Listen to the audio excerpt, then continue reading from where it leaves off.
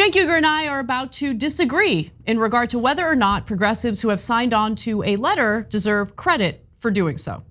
Now, this has to do with the fact that Chuck Schumer and Joe Manchin struck a deal in order to get Manchin to agree to vote in favor of the so-called Inflation Reduction Act. Now, in order for him to do that, Chuck Schumer agreed that there would be a side deal where there would be legislation that would fast track permits for fossil fuel companies, because of course that is a priority for Manchin, who makes a lot of money off of fossil fuel energy in this country, particularly coal. Now, the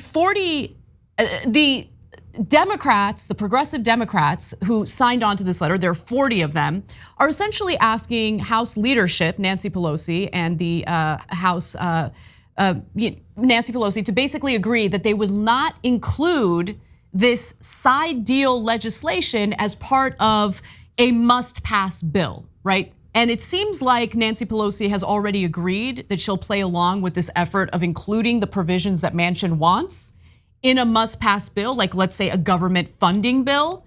And so the progressives are like, we will be displeased if you do that. So we urge you not to do it, Nancy Pelosi. That's essentially what they're doing, okay? So more than 40 House Democrats had signed on to the letter as of Wednesday, according to the office of the letter's organizer, Natural Resources Committee Chair Representative Raul Grijalva.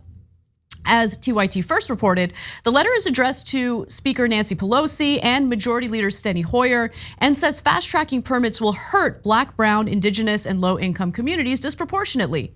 Grijalva calls for Pelosi and Hoyer to keep the government funding CR free of Manchin's permitting reform legislation, which Grijalva says contains anti-environmental and anti-environmental justice provisions. The letter also says dirty energy projects will get rushed through at the behest of the American Petroleum Institute. And Representative Raul Grijalva, who happens to be one of the individuals who signed this letter, also explained why it would be ridiculous to include the Manchin provisions that loosen up the permitting for fossil fuels in the government funding bill. Let's watch. They know that we have to pass the budget when we come back. We can't have a government shutdown before the election. And so this is going to be high on their priority list right after Labor Day. That's why I think the timing of the letter is good. You can't hijack the CR process to an ideological perspective. I mean, I can't say I want free college in this country. I can't just say, okay, let's put free college and make everyone vote for it, or we're going to shut down government. So just like you can't do that for progressive goals, you can't do that for something that is so opposed by many members of the caucus. And just to give you some more details on what the side deal is, what it would entail, and why it would be such a problem. An internal summary of the side deal legislation obtained by Bloomberg says that it would fast track permitting specifically for the Mountain Valley Pipeline, which Manchin has supported. When finished, the MVP will carry natural gas more than 300 miles through Virginia and Manchin's home state of West Virginia. And in addition to what you just heard Raul Grijalva say in the context of that interview, he also said, quote, if we were to pass this side deal, it would mean more plants like that harming Black and brown communities, putting pollution in the air where kids can't be in their backyards. We're not just talking about some abstract policy here. We're talking about allowing refineries, fossil fuel projects, and heavy industry to destroy neighborhoods. Now you might be wondering, okay, well, where exactly do you and Cenk disagree, Anna? I think we're gonna disagree about the effectiveness of this letter, because I would venture to say, as someone who's read the entirety of the letter, it's not even a strongly worded letter, and there's really no ultimatum included. Cenk, thoughts? Yeah, so this is a rare story where we've got a poll and a petition. Whoa, and we're gonna have a disagreement about the petition in a sense. So fairest show in America. We're honest with you guys when we have disagreements. Okay, so why do I really like this letter? Because it's 40 progressives. That's just a giant number already, right? Taking one step forward and saying, do not put it in the CR. So for those of you that don't live in DC, CR is continuing the resolution, and it just basically means something that allows the budget to continue. So on the petition, we refer to it as the budget bill, because that's why it's a must pass, because the government can't not pass a budget, okay? But by the way, that is where progressives then get leverage because the mainstream Democrats and the mainstream media will soon yell at all the progressives when they realize what's going on and say, oh, this is a must-pass bill. You guys can't block a must-pass bill. No, that's actually when you have the most leverage because it must pass. So what that means is you don't have the option of not passing it. You have to bring us to the negotiating table and then negotiate with us. And that is exactly when you should use your power and leverage. And that's what progressives have begun to do here. Like, I understand Anna's point, obviously, which is that they're asking Pelosi not to put it into the continuing resolution, because if she does, then it forces a showdown, right? But does it? And so there, I understand, I really get Anna's skepticism, because the progressives would then have to actually vote no for it to force a showdown. And my guess is Pelosi's gonna think that they're weak, because historically they have been. She's gonna completely ignore them, which is a slap in the face, and then ask them, what are you gonna do about it? So first of all, I want your help in holding the line. That's why we're doing the petition, and it's at tyt.com/petitions/no side deal. But don't worry, we'll put the link down below. And if you just go to tyt.com/petitions, you don't have to remember the rest of it. tyt.com/petitions will do it.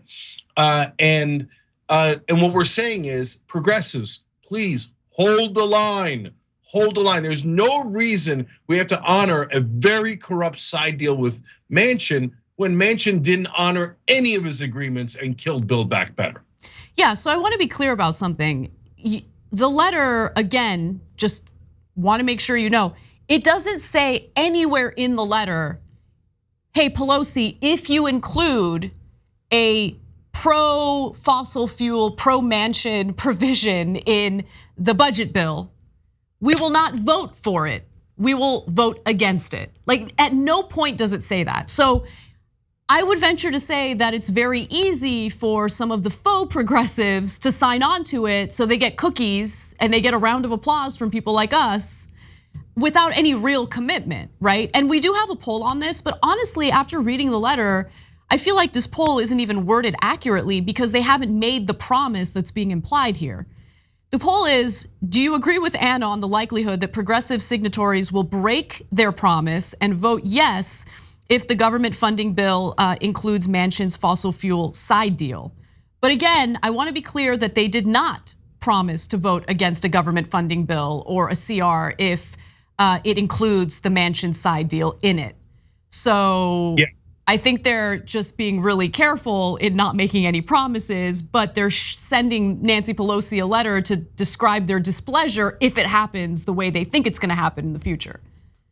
But so let me get into that strategy. And by the way, I get what you're saying, Anna, and historically you've been right, and I'm tempted to vote in your favor in the poll, okay? But I don't want to. I want the progressives to do the right thing, and they're on the way to doing the right thing. And by the way, we wouldn't have known any of this if it wasn't for our new TYT Washington correspondent, Candace Cole. Because Grijalva writes the letter, but it's not public. No one in mainstream media cares. They all want that deal to pass because it helps corporate interests. So nobody's paying attention. Candace goes and finds out, oh my God, one, the letter exists. Two, she found in the first round that 30 people had signed on to it. Now that she got Ro Khanna on the record, and now found out that there's 40 progressives who signed on to it. Now, if it had said what Anna says, which is we're gonna vote definitively against the budget bill if you put it in there, there's no way they would have gotten 40 signatures. No way. And so I think strategically, Grijalva was right in making the letter a little bit softer, because then he shows a giant block of 40 votes that might vote that way. If he had said we're gonna vote against it, everybody would have gotten nervous. It's Washington. Oh my God, the media is gonna yell at us. Pelosi's gonna yell at us. They would have gotten nervous. That's just a fact, right? So instead, he's got the 40 signatories. And now, though, this puts them on the spot, Anna. Let me read you one of the last lines in the letter, okay? Grijalva wrote, and 40 progressives signed on to it.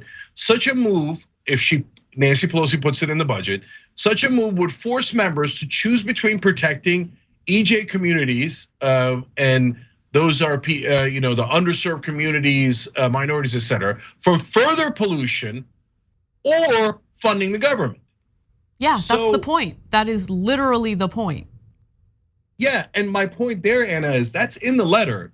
So if the progressives that signed on to it then say, okay, well, we got nervous, we got scared of Pelosi, even though it's a must-pass bill, and we don't want to be at the negotiating table, which most of the time they do. They get nervous just like that. Then they'll be saying in public, yeah, we chose the budget and leadership and the Democratic Party over underrepresented and underserved communities, that they made that active choice. Now they're on the spot. And so I think Grijalva handled it perfectly. And finally, I do want to just give a comment that Grijalva gave to The Hill on this story.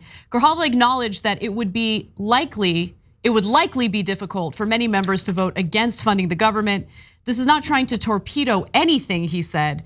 This is saying the continuing resolution and the budget is critical, yes, but let's do this other one where everybody is accountable, he said.